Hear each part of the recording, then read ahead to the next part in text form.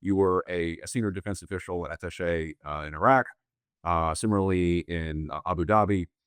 Can you contrast that area of operations in terms of what you're seeing today against some of the nature of warfare in Ukraine? Is there any recognizing you're not in the fight in the same way that you used to be? You're watching the news like me. What do you see when you're contrasting one set of conflict versus another? I think, and first I have to start with even on the Ukrainian observations that I've made, right? I come at this with a lot of humility. I am mostly more of a Middle East, North Africa person.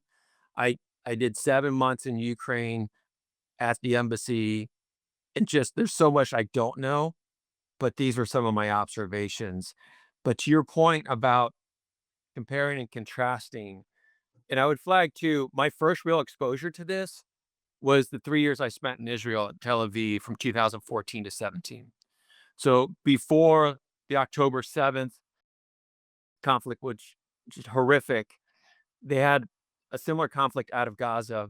It was called Protective Edge, Suketan. But that is where the Israelis really, I think, just a few years prior to that, they developed Iron Dome, which is their version of a Patriot, but highly effective in certain against certain munitions, a lower price point, and things like that. But the Israelis have been hyper focused on it, and there's also that supply chain, not the right term, but the proximity between the citizens of the country Yeah. and fight.